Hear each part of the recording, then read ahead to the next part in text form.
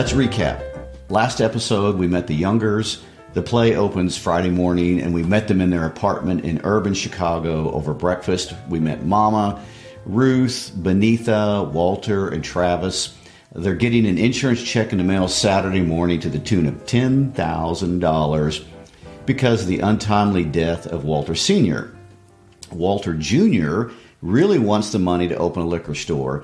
Benitha needs the money to go to medical school. Mama wants a house. So in scene 2 of Act 1, they get the check and emotions run even higher. There's a little lessening of tension when Asagai comes over. Asagai is a Nigerian student who is pursuing Benitha, and he's brought her gifts from Africa. Now, the last thing we've learned is that Ruth has paid $5 as a down payment for an abortion. So there's all kinds of tension in the household as that scene starts. This act opens up later on that same day. So it's still Saturday. Asagai has gone home, but we see Benitha decked out in her African robes, and she's kind of pretending to be a Nigerian princess. George, a different suitor, is going to come over and take her to a play. But not long after George and Benitha leave, Mama's going to come back with an announcement. She bought a house. She's going to be excited, but there's a problem. The house is in a white neighborhood. And scene 1 of Act 2 is going to kind of develop all those ideas. But before we jump into scene 2, let's break down all the different elements of scene 1 that I just kind of gave you a summary of. Sounds good. The first thing I think is interesting to discuss is this scene with Benitha and Walter dancing around to the African music. It doesn't really further the plot, so it must be included for another reason. So why is this dancing scene included? Well, that's a good question. I think there are many different things that this could mean. I'm going to tell you my thoughts for whatever those are worth.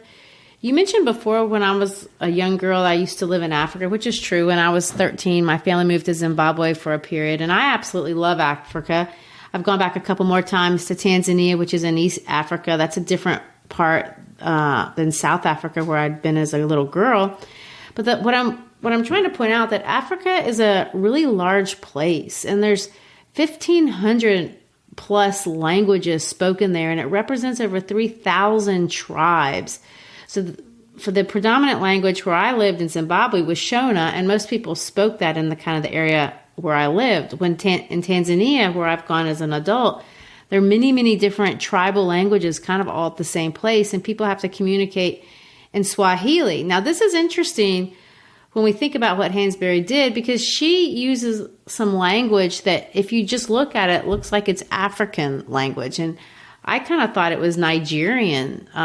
My mother lived in Nigeria when she was a young woman, and I assumed, I bet it's Yoruba. So I looked it up, and I can't find it. And so then I looked up what people were saying about the play, and they were saying it's a made-up word. So you have to wonder, why would she make up a word when you have 3,000 or 1,500 different languages to choose from?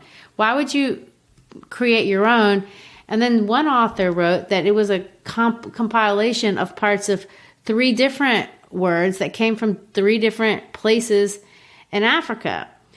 So if you think about it in that way, which I did, for me, this scene takes a minute out of the play to kind of not only break down the tension that's been building, because I think you kind of have to. It's getting pretty heavy by this point. Yes, it's so heavy. And it wants to create this family connection. The idea that Benitha and Walter, although they're really cruel to each other, they do love each other.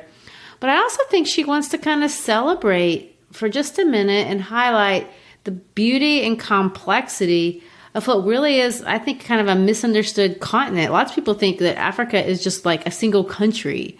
And she enforces this with this word, but she also enforces it with this imagery of the hunt and of the lion. Now, lions are intertwined, I think, in everybody's mind, but especially in my mind, with the kind of glory of Africa. You think of the Lion King and things like that. They're truly the king of the savannah. I remember when I was a little girl, my daddy took us to Wangi National Park, which is in Zimbabwe, and it's absolutely mind-blowing. Anytime you can go to an African reserve, it's amazing. It's beautiful. And I remember we spent the night there. And what you do when you go to these places, you just get in a car or somebody drives you and you just kind of look around for the whole day. And you look at all the kudu and the giraffes, and those are easy to see. But what you're really wanting to see, what everyone, because not everyone gets to, is you're looking for the big five: the rhinos, the elephants, the buffaloes, the lions, and the leopards. And of those, the more elusive ones are going to be the cats. And of course, the lions are the most grand. Everyone wants to find a lion. And lions are on the verge of extinction. In Nigeria, there's some places that have less than 5. West Africa, where the Serengeti is, there's less than 900, and they're at risk everywhere. So Walter is going to jump on this table, pretend in his mind that he has come back from a hunting expedition in Africa, because to kill a lion is like the ultimate of African manliness. And so there he is. He wants to be a brave man, a warrior, a man worthy of respect. But unfortunately, this drunken dream of glory is going to be kind of interrupted, and he's going to be awakened from an actually successful man. A schmuck, but successful nonetheless. George Murchison.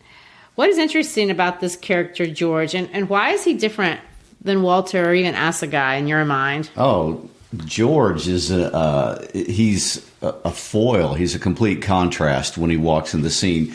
One thing I want to interject here real quick is that Act 2, Scene 1, from my reading, is largely about Walter. It opens with Walter and Beneatha's relationship, then it's going to move to Walter and George's relationship, and then it's going to go to Walter and Ruth's relationship, and then it's going to end with Walter and Mama's relationship. So Walter's he's tagging in on every person in this story at this point. And so George shows up. Now, George has education. He has middle class to upper middle class bearing and dress, things of that nature. He represents some kind of class that Walter is immediately jealous of, or Walter's made uncomfortable by.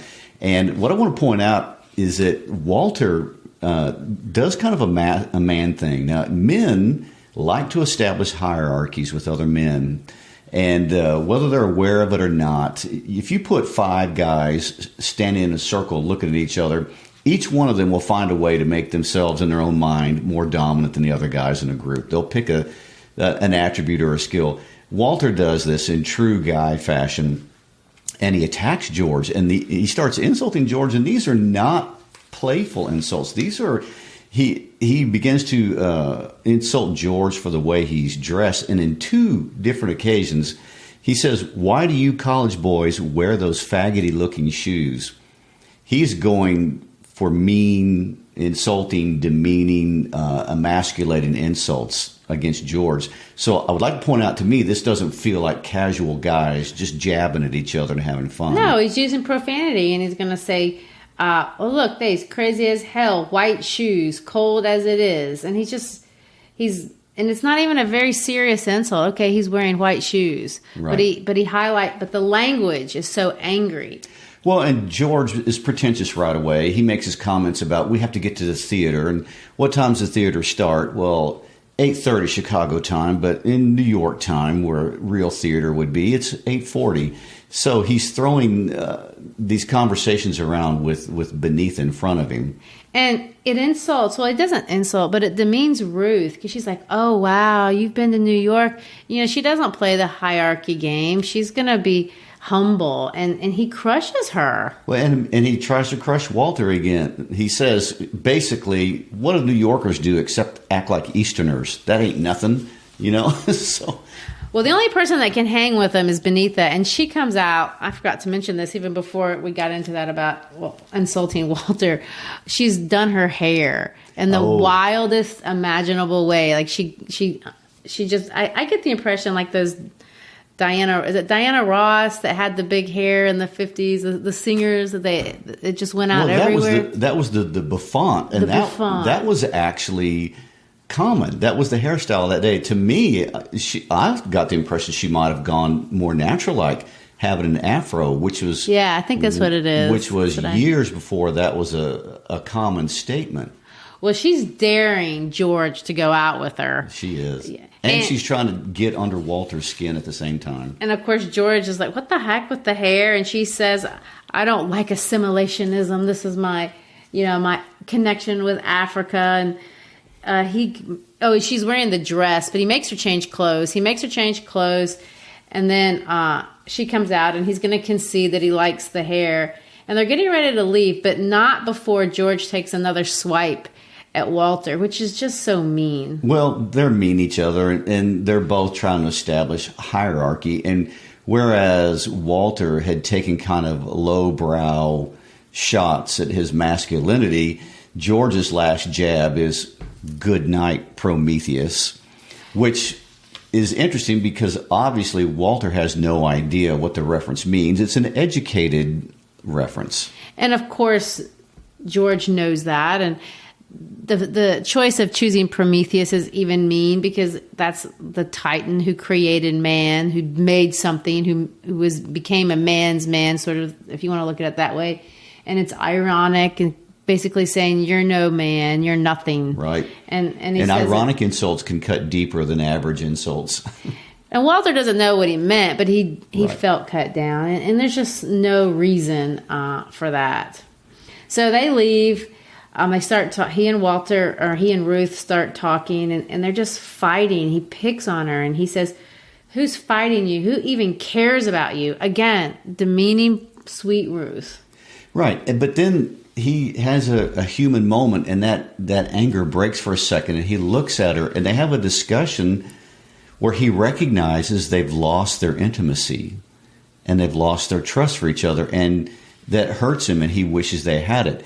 And of course, if you want to get into some of the psychology of it, he's struggling so hard with his masculinity that, yes, if he is having trouble respecting himself, he's having trouble believing that his wife respects him, whether she is or not. It's strictly in his head. Yeah, but it's so abusive, and she apologizes for getting pregnant, and she wants so much to please him. Can I get you some milk and all this stuff? But of course it doesn't help. It's not what he needs. It's not what he wants, and it's not going to fix anything. And so they go on like this. He does soften, I'll concede, until Mama comes in. Then we're back in trouble again. Oh, yes, because Mama's done something, and it's a big something. It is a big something. Mama has bought the house. And he doesn't really take it well. He takes it, I'm going to say horribly would be a good word to describe how he takes it. But Ruth takes it well. She's so happy, and she just begs him, please, just be happy. Just be happy for a moment. We're going to have, this nice house, and we're going to not have to sleep in the same room, and we're going to have a yard and a garden. And they just take a moment and dream on what that could be until Mom adds the small detail that may end up being another issue. Well, that will be an issue. And I want to talk about Walter's reaction to the house buying. He just can't contain his bitterness. He's shattered, and his bitterness is uncontrollable. And it's because it's about hope. Now, his hope has been destroyed by her spending money on a house. So hope is about the future. And hope in the future makes the present bearable, no matter what it is. But when your hope gets destroyed, it guts your ability to survive today. So his hope has been gutted, been destroyed, and now he sees no way forward to even survive the day. So buying a house has brought different reactions. So the same news devastated the hope in one person, and it caused jubilation in another. Well, it did, because Ruth is saying, hallelujah, goodbye, misery. I don't ever want to see your ugly face again. Now, you think she'd be talking to George if you just read that sentence, but she's not. Right. She's talking to the house. Yeah. And Mama says, when she goes to talk to Walter directly, she said we was going backwards instead of forwards, talking about killing babies and wishing each other was dead. Mama's saying, I did this out of the best interest of the family. His response is, what you need me to say you done right for. You the head of the house. You the head of this family. You run our lives like you want to, which she doesn't, but he's insulting her. He goes on to say, so you butchered up a dream of mine, you who always talking about your children's dreams. So his insult is now cutting at the heart of her mothering. Yes, and he accuses her of stealing something that he really had no right of. Making her responsible for his own happiness is not a fair thing to do at all. She's not required to do that for him. Well, is it safe to say that in Act 2, Scene 1, Walter is a very, very bitter, angry man? Yes. Okay. I think we've clearly established He's that. a schmuck. I will say this. Ruth isn't upset, and she asks Mom, I like this. She goes, is there a whole lot of sunlight? And remember, sun represents hope. And Mama says, yes, child, there's a whole lot of sunlight. And so she gets a happy. And they talk about a yard for Travis to play in and a place to dig a garden. So their dream is about family. Yeah, and it looks like it could happen. Yes. With or without Walter. Or they may drag Walter. I guess they assume he'll come along. He's got to stay somewhere. What's he going to do? All right, Scene 2 takes place Friday night, a few weeks later. So at Rise, they're packing crates, trying to get kind of things ready to go. And we see George and Benitha talking again. It's an interesting exchange between these two. Maybe you could give me some enlightenment as to why this crops up right here in the book. It ends up being a discussion between a very, very practical person and a very idealistic person. George being a practical person and Benitha being the idealistic person. Yes, well, George is practical. I mean, of course he's practical. They've made money. He doesn't need to be idealistic. And, you know, George said, it's so funny because when I read this with my kids, I always ask, depending on what kind of class it is. So if you have an AP class, they like to think that they're philosophical and they've learned just enough to be dangerous. dangerous. They have deep thoughts. But standard kids, they're super pragmatic. If I ask them, why are you in school? They'll tell me, I'm in school to get a degree, to go to college, to get another degree, to make money, to have wealth, to be happy, to buy a boat, or whatever they want. Whatever order. Whatever. They're not going to have, so I can decide on the deep moments of life. And so you see that juxtaposition right here. You know, Benitha is still dreamy and idealistic, and George is like, whatever. Yeah. Well, I like what he says about her thoughts. First of all, she wants to talk. He says we talk all the time. Okay? We don't need any more talk. Then he goes on to say about talking, all about your thoughts. Why do that? Because the world will go on thinking what it thinks regardless of what your thoughts are. It's super practical. It is. I have a brother that's like this. He's a very successful businessman, and he's like, get to the bottom line. Get to the bottom line. We don't need to have this discussion. Well, then Benitha says, well, then why read books? Why go to school? And he has it point A to point Z. All right? I like the stage direction with artificial patience.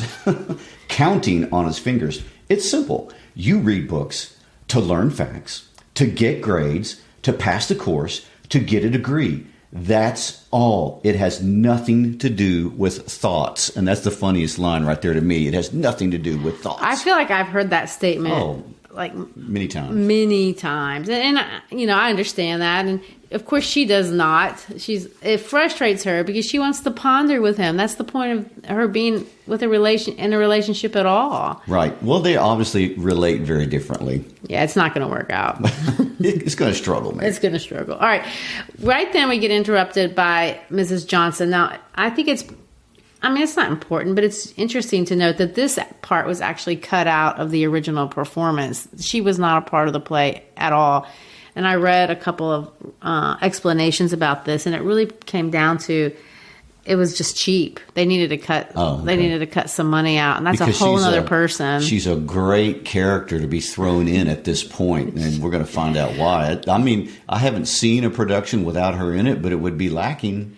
Well, it is in one sense, and it made it longer, and so they were trying to shorten it up a little bit, and they said, she's cute, she's funny.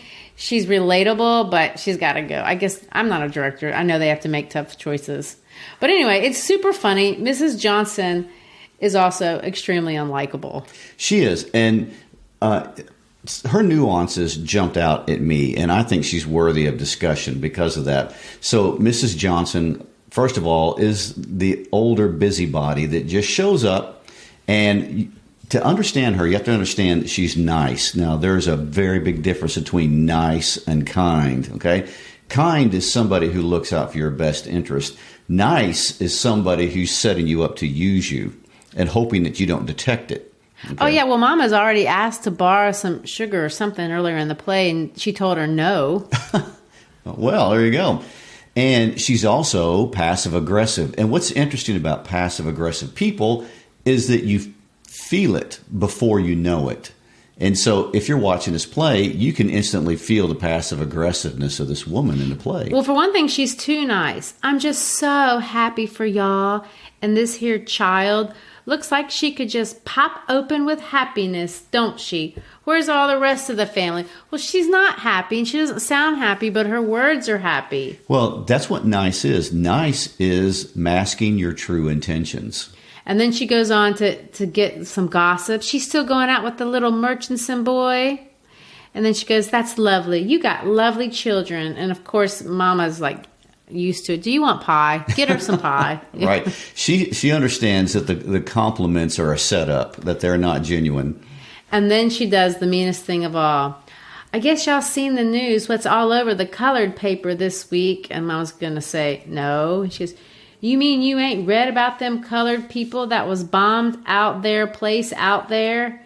Ain't it something how bad these here white folks is getting here in Chicago? Lord, getting so you think you right down in Mississippi. Of course, I think it's wonderful how our folks keep pushing on out. You hear some of these Negroes around here talking about how they don't go where they ain't wanted and all them. But not me, honey. Wilhelmina Othello Johnson goes anywhere, anytime she feels like it. Which is not true.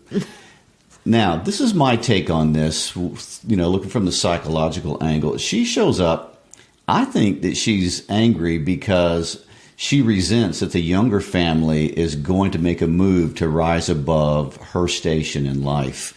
And she's going in there to subtly terrorize them and undercut it and try to prevent it from happening.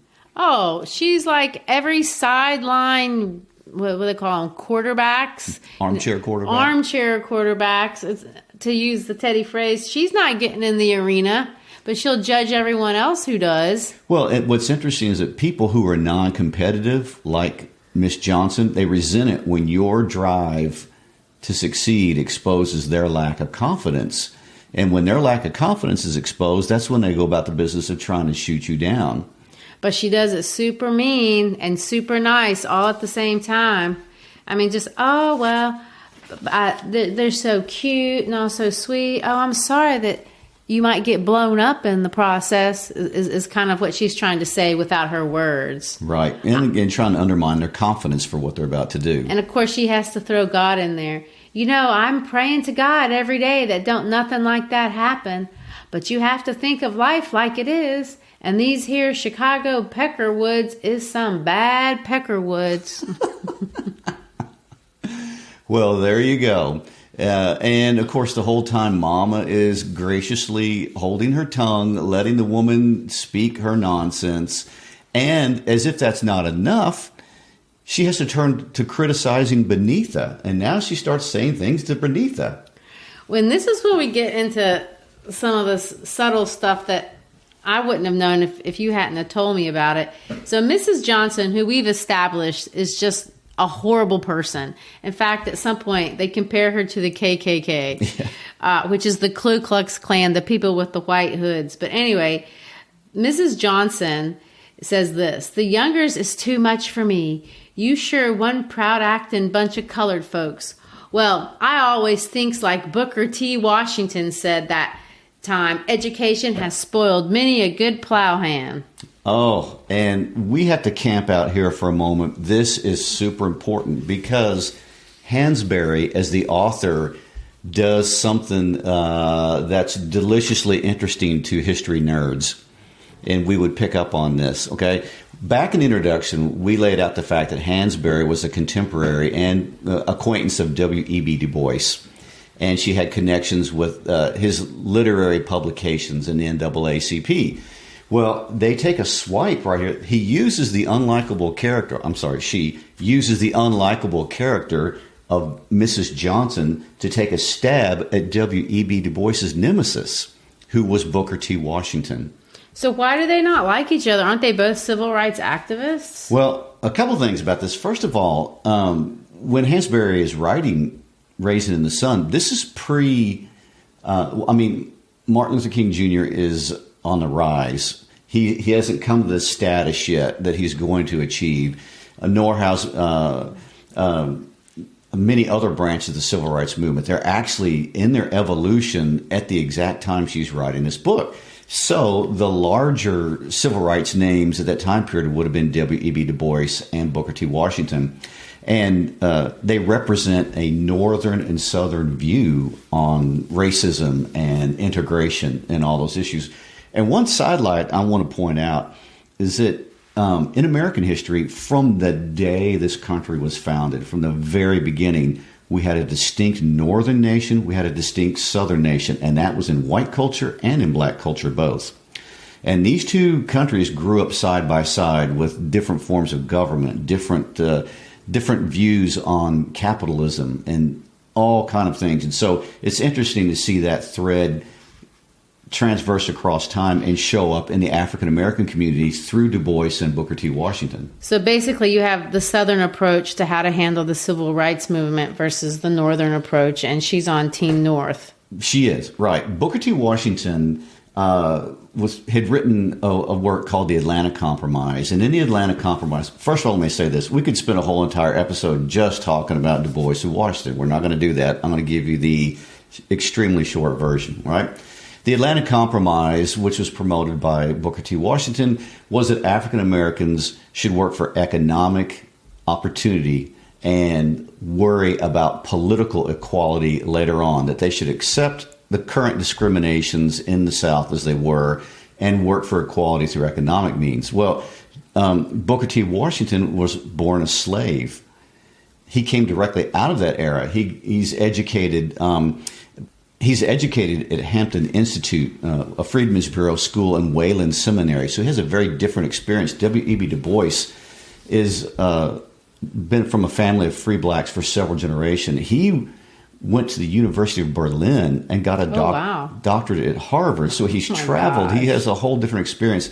And Du Bois, who was Hansberry's contemporary and mentor, was, we demand equality on all fronts now, immediately. And so you have Du Bois founding NAACP to promote that.